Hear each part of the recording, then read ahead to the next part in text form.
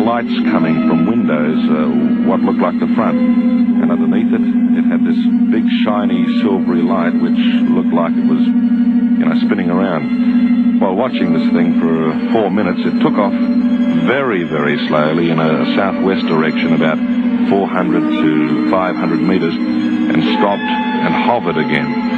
We watched it for about another minute, and then we packed them and took off. Do you think that looks like a Hollywood movie? Or is what they are saying so unbelievable? Star Wars, the film that is likely to make more money than any other in history, is only letting us get out of the observer's seat and into the pilot's. That, after all, is where we'd all like to be.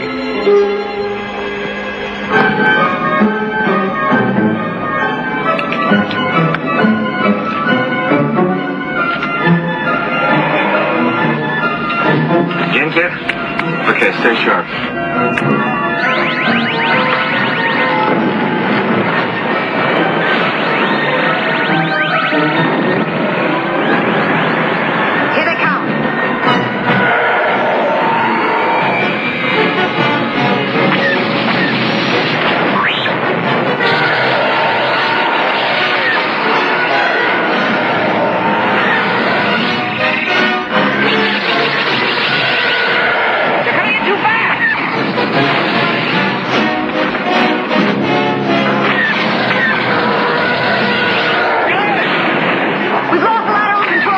Don't worry. You'll hold together.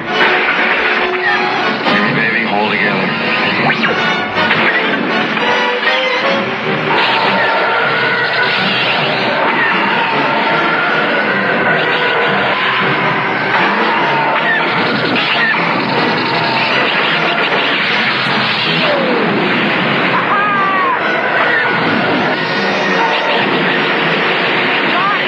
I got him!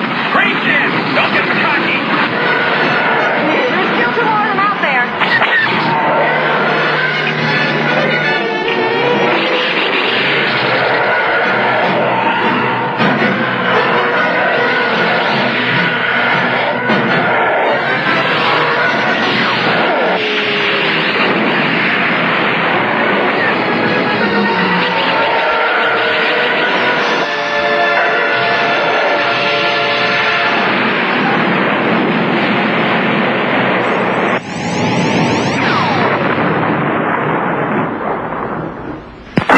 None of man's fantasies of evil can compare with the reality of Jaws. This is the extraordinary motion picture version of the best-selling novel, Jaws. That's a 20-footer. 25. 3 tons on them. Hurry up, he's coming straight for us. Don't screw it up now. Don't wait for me. Now! Shoot! Give him room, Brody! I can't, he's trying to run! Oh!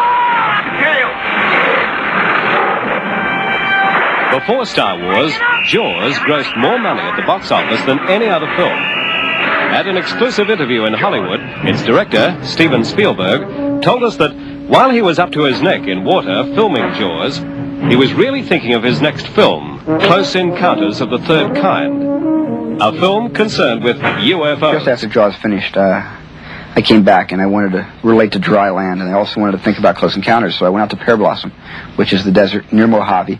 There's nothing around for miles, and if you want to watch the cosmos, that's the place to stand and do it. I mean, you feel like a grain of salt, and the stars are so vast. I mean, it's almost like looking down at the sky because the sky surrounds you. It's an amazing planetarium show. And I went out there, and I parked my car, turned the lights out, and sat on the roof, and looked up at the sky, and said to myself, if something comes down here right now and lands on the road, and an opening appears, would I get on and take a ride? And I thought about it, and I looked up at the sky, and I got very, very nervous because I realized that I wouldn't get on and take a ride. As a matter of fact, I was getting so nervous by embracing and romancing that thought that I got back in my car and I drove back to Los Angeles. I was terrified. Most people think the interest in UFOs is limited to a few cranks. In fact, there are thousands of intelligent people who get together at international conferences all over the world to study them. We visited one at Chicago to interview the man who for 20 years was head of the U.S. Air Force Top Security investigation into UFOs, Dr. Alan Hynek.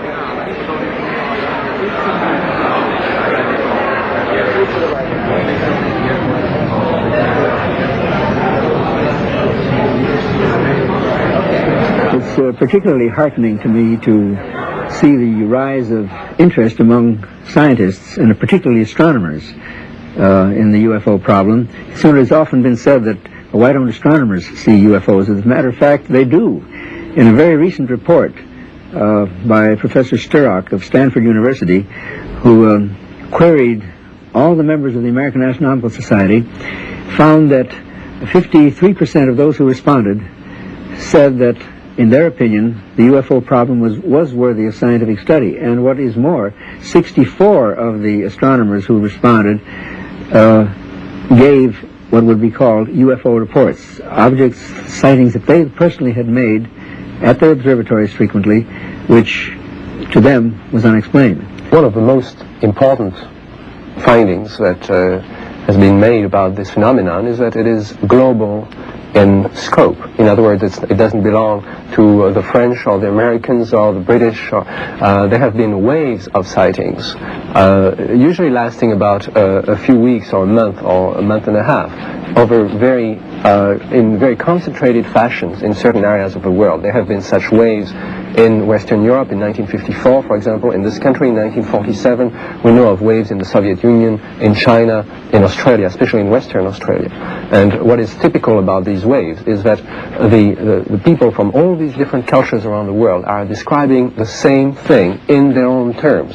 What they are describing is an object that seems to be able to maneuver, it seems to be a technology, it seems to come to the ground and leave traces. And there have been rings especially that have been found, burned circles that have been found very commonly in Australia that are absolutely identical to things that have been catalogued in this country, in France. There is now a catalogue of such traces that encompasses more than 1,000 sightings.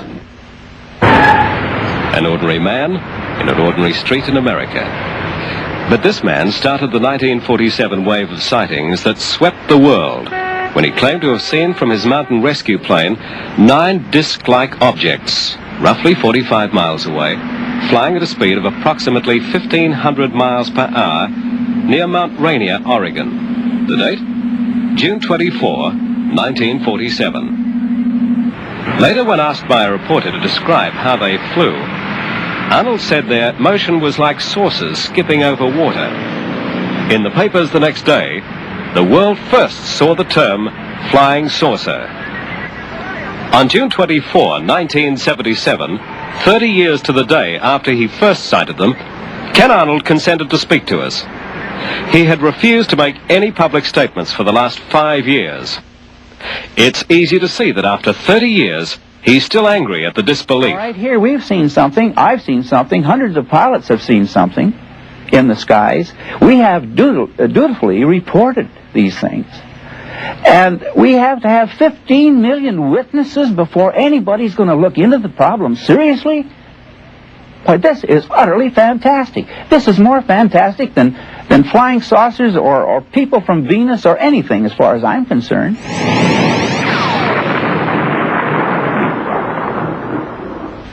Arnold's sighting amazed many people, but none more than publisher Ray Palmer. Kenneth Arnold fits into it. This is his 30th anniversary. And strangely enough, it's my 33rd, because I knew about flying saucers 3 years before Kenneth Arnold made his first sighting.